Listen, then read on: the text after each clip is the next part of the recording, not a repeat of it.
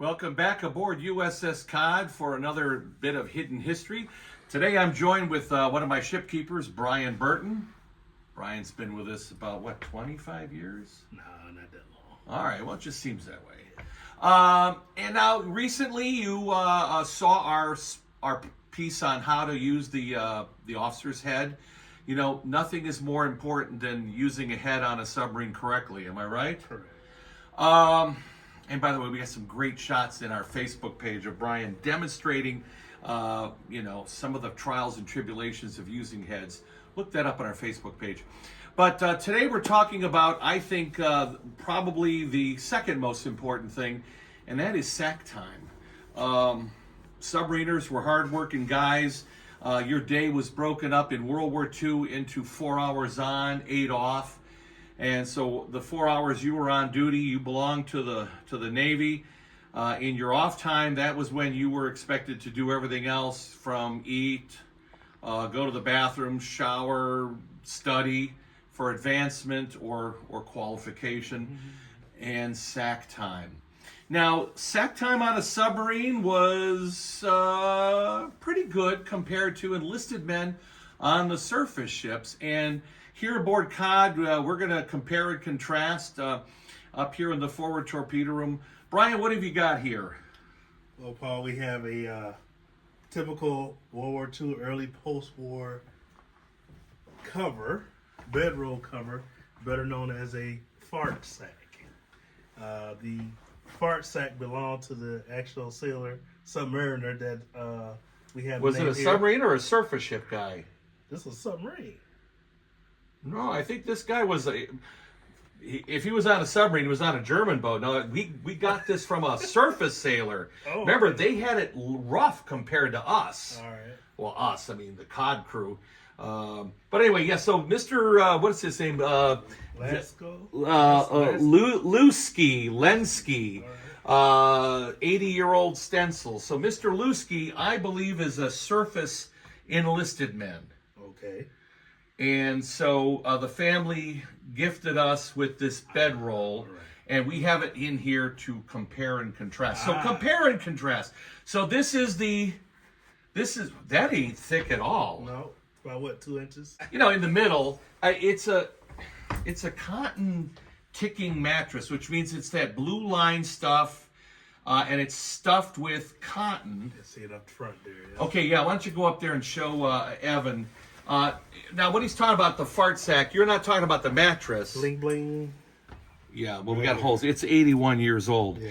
But this is the fart sack here. This big pillowcase, if you will, right? Right. And look at those closures. No snaps or zippers here, huh? Just tie it closed. Yeah. I guess that's cheaper, and it can't break. Zippers break, buttons break, but ties, yeah. So I don't know. I don't have. Nobody brought a tape measure, but I'm going to guess that at best is 30 inches, and I'm going to guess this is no more than 72 inches. Yeah. Now, there was a time when this was Snow White, and there's no Seven Dwarfs, but the patina of history. Now, the fart sack, as I understand it, belonged to the sailor. The mattress was the ship's property. But the fart sack had another more ominous role or purpose. Tell us what that was. Well, if needed be, this was also the submariner's funeral shroud, if you will. Surface sailor. Surface sailor. Well, you know what? You're right. Let me apologize. I stand corrected. The same thing applied to submariners. Yes. And surface or submarines, the deceased will be placed inside the cover, be tied along with a 5-inch shell for weight, and they would be committed to the deep. Can we demonstrate that with Evan? Negative, sir. He's running the camera. That's a good. I'm glad you thought of that. Yeah. Now, that is a thing, and sadly, it was done on too many ships that the deceased sailor would be interred into the deep shrouded in his fart sack. Now, a lot of surface ships had canvas pipe racks like we have, I guess. Well, like here, right behind you, right? That's a canvas rack right there. Okay, right underneath. Yeah. So in fact, these canvas racks were acquired from a World War II troop transport. Right. That is how destroyers, cruisers, battleships, destroyer escorts, that's how the enlisted men, that was their basic bed frame. A sheet of heavy-duty canvas tied around a blue steel pipe rack, and this was your mattress. So, not exactly the Hilton, but it's better than a hammock. Mm-hmm. Although, have you ever heard any sailors talk about hammocks? No, I haven't. It's about the closest we get right there, right? Well, that's not really a hammock up there. That's But it is up in there a little bit, right? Well, it's up there, yeah. But a hammock, now they say, the old timers say, that if you tightened and tensioned a hammock properly, it was good sleeping. But rarely, if you see that catenary, sweep or shape, motion, it's too loose and you're not going to be. And that's how the sailing ship sailors, the battleship sailors, up until the 30s had and then maybe our friends out there who Ryan, tell us. I may have seen your program on that, but some World War II battleship sailors, in fact, may have still used hammocks. By the way, the term. Your mom ever say "shake a leg"? Yeah. You know where that comes from?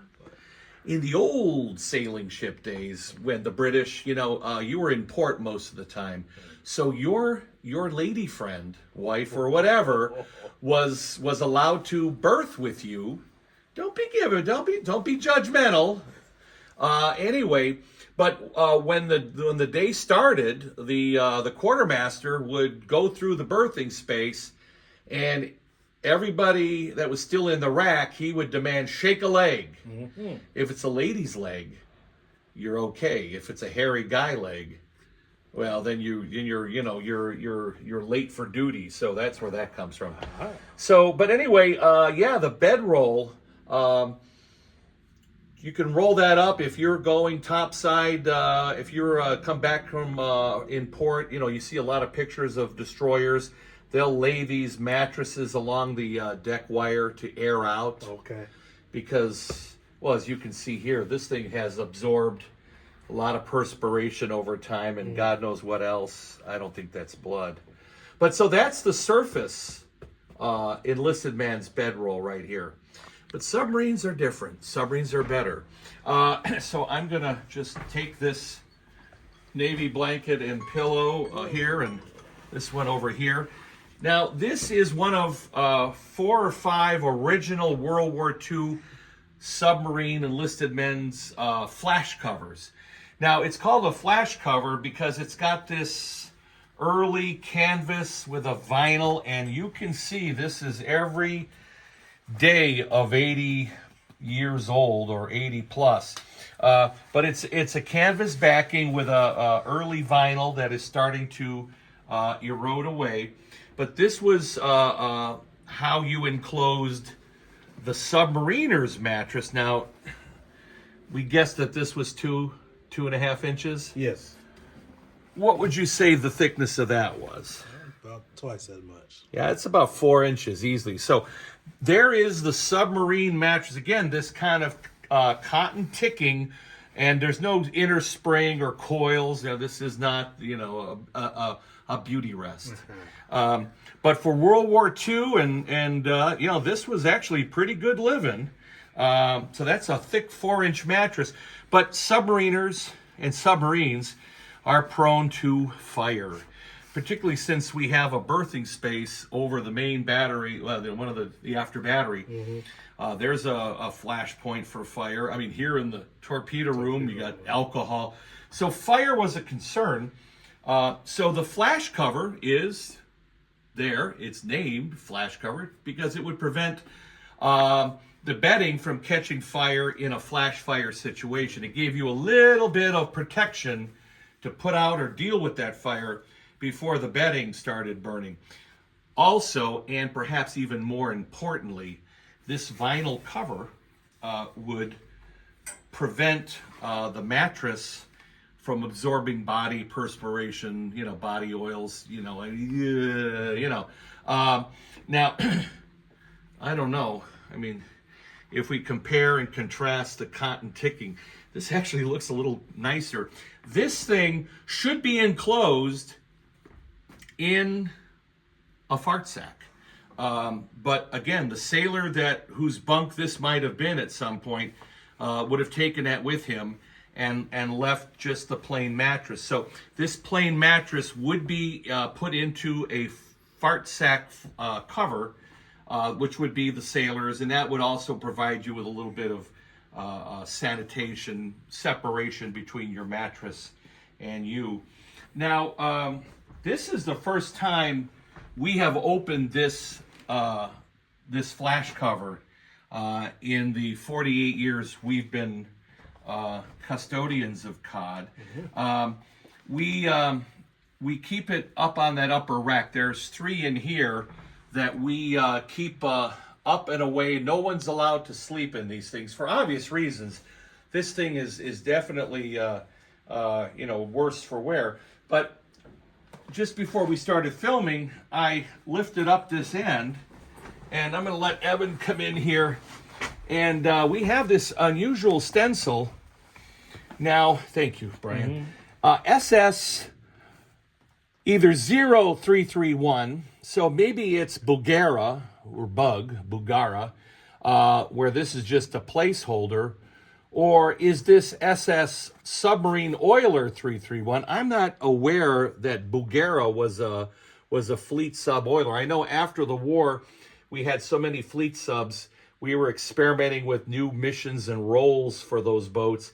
And I know one of the boats, I don't think it was Bulgara, but they added saddle tanks for aviation gasoline fuel so she could rendezvous and fuel ships or aircraft. So obviously this came, we believe, perhaps from Bulgara. So they're not getting it back. Now, just because we are the Martha Stewart sub, and I don't want people to have the impression that our mattresses are all nasty like that, I do want to kind of lift it up. There is the bottom half, and that's in, I would say that's pretty good shape, wouldn't you? Yes. So what that tells me is, well, what does that tell me? Does that tell me that this was more often being used? Because this is the top. You had them so you could unzip them and roll it open so a sailor could sleep on the mattress, on his fart sack, like a human being. And he would roll this up. So maybe this is in such bad shape because it's been repeatedly rolled and unrolled. So the bottom actually is in pretty good shape. By the way, down here, we have a replica. So is this vinyl or leather?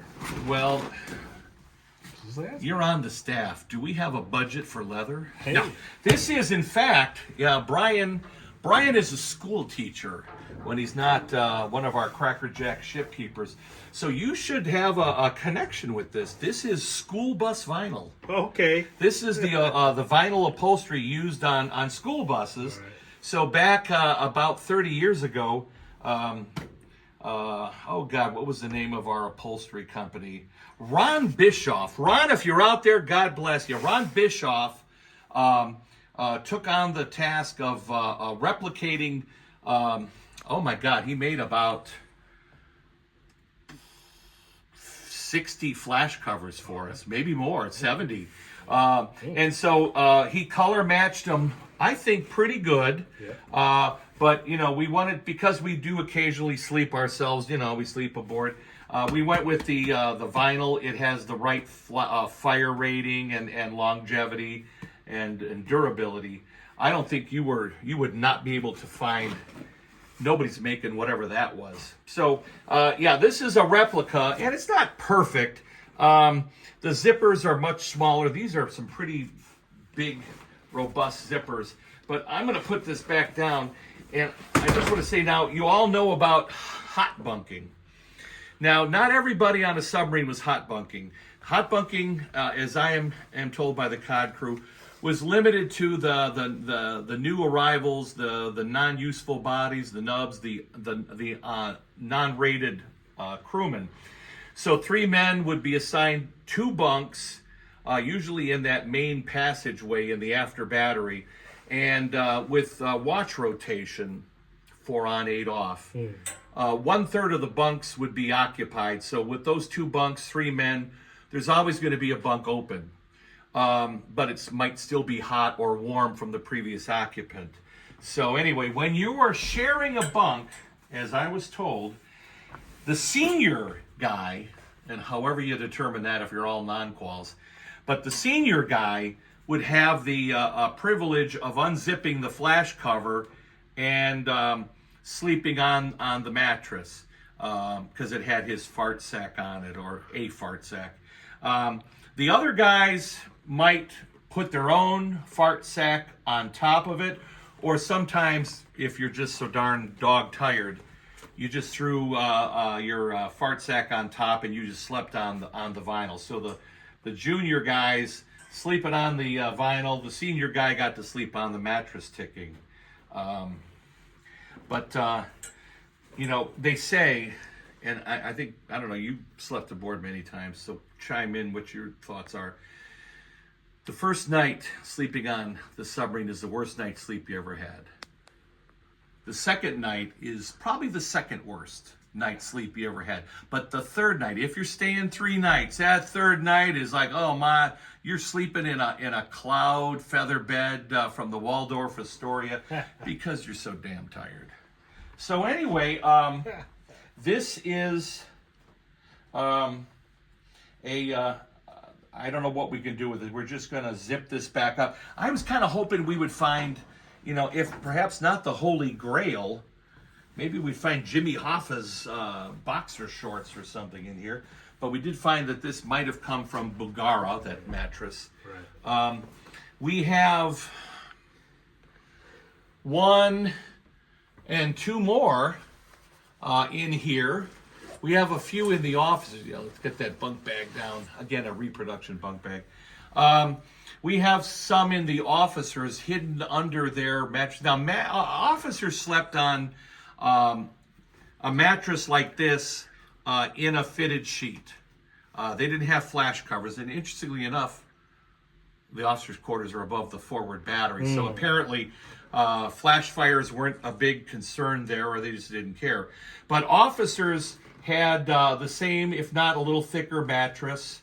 And sometimes, I know we have a picture, and maybe you can insert that picture of our junior gunnery torpedo officer, Freddie Krubel. We have that great picture of him sleeping in that middle bunk in the XO stateroom. One of the common practices was to double mattress. So get your hands on a second mattress, and now you're probably sleeping on something that you had at home. Yeah. Again, no box springs. Oh, that technology came later. But so, yeah, Freddie is in that picture. He's face down, butt up in that picture, sound asleep until the photographer shows up and hits him with a flash bulb. He thought the boat exploded, as he told me, but he said he was just about to offer some choice words to the photographer, but he saw his bosses laughing their butts off. So he wasn't able to, get any meat for that. But you had a double mattress, and you had sheets over there, and then of course you had the nice navy bedspread, the blue striped bedspread. Although a lot of enlisted men got their hands on those, and of course you had your very wonderful navy blanket. This is an early war blanket. It's got that blue stripe, U.S. Navy. That took a lot of time. Very patriotic sheep making that. If you're on a cold night sleeping, you wrap one of these or 2 of these around you, and you are sweating. Now it's funny. Blue dye, all dyes were strategic chemical, resources. Mm-hmm. So as we're making 5,000-6,000 ships and millions of blankets, that dye stuff is adding up, and dyes are necessary for a lot of things, not necessarily for your blankets. So you see this transition from this to this, just plain U.S. Navy stencil, and obviously that's some kind of black paint or colorant. And then late in the war, there was no markings at all. Hey, it's on a Navy ship. It belongs to the U.S. Navy. So that's a little side history there. The standard pillows are chicken feathers.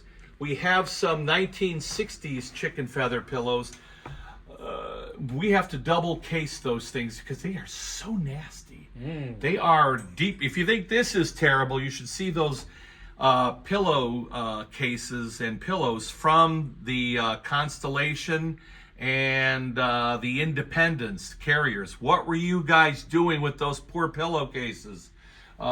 This is a more modern pillow. It's foam with a more modern pillowcase that we put them in. So at least gives people a reference of how nice and crisp it looked in when it was new. So that is how submariners got their sack time. Again, up here in the forward room and the after room, those were choice places for enlisted men to sleep because of no through traffic. It was cooler, quiet up here. And of course, we're going to have to put this back up on that rack when we're done. These tray bunks, of course, slide under the torpedoes. You don't sleep under a torpedo. You sleep beside it. And we have some great pictures. And hopefully Evan will slide those in. But you know what? I'll tell you what. In the coming weeks, let's open all of these things and let's look and see if we can find any treasures hidden in there. Now, I mean, seriously, because I had no idea that this came from 331, SS 331. Who knows what other treasures we may find.